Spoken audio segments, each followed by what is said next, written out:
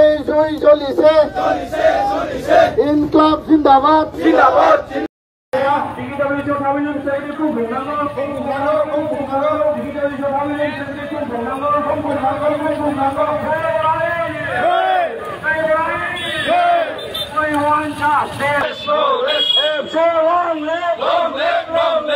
दुलाराय बर' फरायसा आफादा दिनै गिबि खेब आन्दलनखौ जागायजेनबाय। बे आन्दलन जागायजेननायनि जाहोना मेन थांखिया बिथांमोना दिनै मानो थाखाय दिनैनि दिनावहाय धरना होनो गोनां जादों बा आन्दलनखौ खालामनो गोनां जादों नोंथांमोना बिथांमोननि जिहेतु दुलाराय बर' फरायसा आफादनि आफादगिरि दिपेन बर' सारनि खुगानिफ्रायनो नोंथांमोना गुवारै मोनथिना ला अब्लानो मोनथिगोन बिथाङा नोंथांमोननि सेरावहाय सुलुं बिजोंनि गेजेरजों गुवारै फोरमायथिनानै होदों बिथांमोना मा जाहोननि थाखाय दिनै बेफोरबायदि आन्दलनखौ खालामनो गोनां जादों आरोना लोगोफोर नायलांदो बिदिब्ला भिडिअखौ।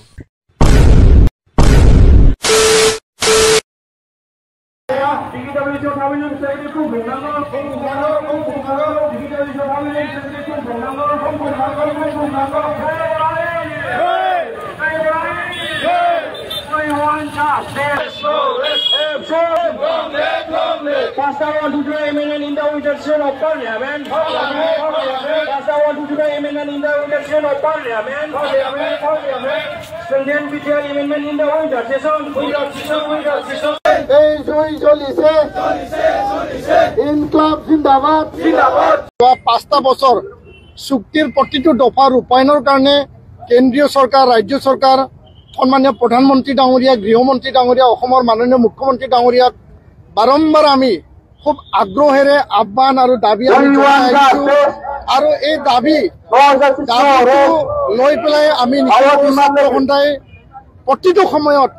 যেতিয়া কেন্দ্ৰীয় চৰকাৰৰ লগত আলোচনা হৈছে দ্বিপাক্ষিক আলোচনা হৈছে যে 125 এমেণ্ডমেণ্ট যি এই চুক্তিৰ মূল আত্মা মূল দফা আছিল যে বিটিআৰ বৰ্তমানৰ বিটিচিক অধিক ক্ষমতা সম্পন্ন কৰা সমষ্টি 60টালৈ বৃদ্ধি কৰা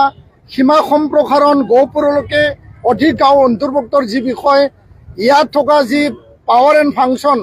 এই পাৱাৰ আৰু ফাংচনটো বঢ়াই নিয়া ইয়াৰ লগতে কেন্দ্ৰীয় চৰকাৰৰ পৰা পোনপটীয়া আৰ্টিকেল 280 দ্বাৰা পুঁজি প্ৰদান কৰা বিটিচি বিটিআৰলৈ এই বিষয়টো আমি দাবী জনাই আহিছিলোঁ আৰু এইটোৰ কাৰণে আগন্তুক উইণ্টাৰ ছেশ্যন নৱেম্বৰত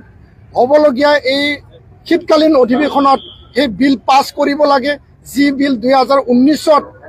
ৰাজ্যসভাত টেবল কৰা হৈছিল এই বিল পাছ কৰিব লাগে Bodo Kachari welfare autonomous council পূৰ্ণাংগ মৰ্যাদা প্ৰদান কৰিব লাগে গোৱালপাৰা সাউথ কামৰূপ আৰু মৰিগাঁৱত গাঁও অন্তৰ্ভুক্ত কৰিব লাগে কাৰ্বি আংলঙত থকা বড়ো কছাৰী লোকসকলক ST হিলৰ মৰ্যাদা প্ৰদান কৰিব লাগে NDAP সকল যিসকলে জেলত আছে CBIৰ মানে স্পেচিয়েল কোৰ্টৰ দ্বাৰা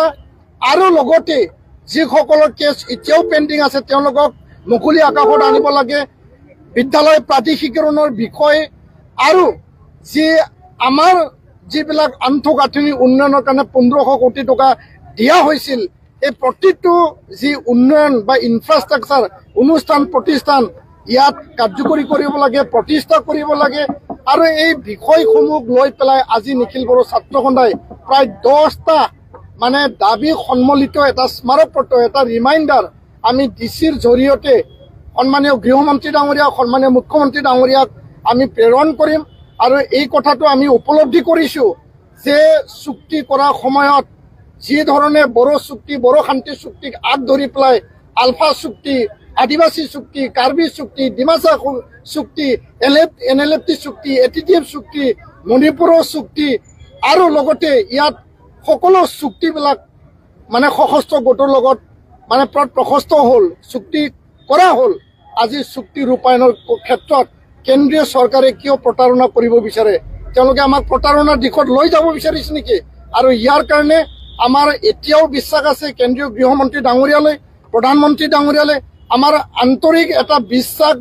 সদায় আছে থাকিব কিন্তু প্ৰতাৰণাৰ দিশলৈ যাতে কেন্দ্ৰীয় চৰকাৰে নিনিয়ে অসমৰ মুখ্যমন্ত্ৰী ডাঙৰীয়া চুক্তিৰ সময়ত আমাক প্ৰতিশ্ৰুতি প্ৰদান কৰিছিল যে চুক্তিৰ প্ৰতিটো দফা আখৰে আখৰে কাৰ্যকৰী কৰা হ'ব আৰু গৃহমন্ত্ৰী ডাঙৰীয়াক আমাক প্ৰতিশ্ৰুতি প্ৰদান কৰিছিল দাৰি কমা সন্মলিত সকলো দফা 100% ৰূপায়ণ কৰা হ'ব আৰু আজি আমি পুনৰ ৰাজপথত শান্তিপূৰ্ণ গণতান্ত্ৰিক আমি জংগী আন্দোলন বা এই প্ৰতিবাদী ৰেলীত আমি ওলাবলৈ আমি বাধ্য হৈছোঁ কেন্দ্ৰীয় চৰকাৰ অসম চৰকাৰে উপলব্ধি কৰক এই আন্দোলন চলিব আৰু অহা 20 নৱেম্বৰত নতুন দিল্লীত আমাৰ সেমিনাৰ হ'ব উত্তৰ পূৰ্বাঞ্চলৰ 10খন শিক্ষিতক লৈ পেলাই আমি সেমিনাৰ আয়োজন কৰিম বিল পাছ কৰাৰ কাৰণে চুক্তি ৰূপায়ণৰ কাৰণে 21 তাৰিখে যন্তৰ মন্তৰৰ ধৰ্ণা প্ৰতিবাদী কাৰ্যসূচী হ'ব আৰু ডিচেম্বৰ মাহত কোকৰাঝাৰত 2 লাখ লোকৰ মানে ইয়াত মানে অংশগ্ৰহণেৰে 2 লাখ লোক ইয়াত অংশগ্ৰহণেৰে এটা বৃহৎ এটা প্ৰতিবাদী কাৰ্যসূচী ইয়াত ৰূপায়ণ কৰা হ'ব আৰু এই ঘোষণা আমি কেন্দ্ৰীয় চৰকাৰলৈ কৰিছোঁ অসম চৰকাৰলৈ কৰিছোঁ আগন্তুক নৱেম্বৰ ডিচেম্বৰ মাহত যি শীতকালীন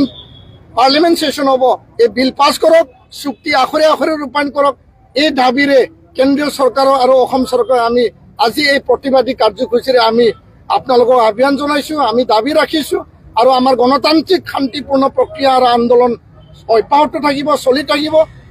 এই কথাটো আমি স্পষ্ট আকাৰে আজি আমি কেন্দ্ৰীয় আৰু ৰাজ্য চৰকাৰলৈ আমি সকীয়াই দিছোঁ ধন্যবাদ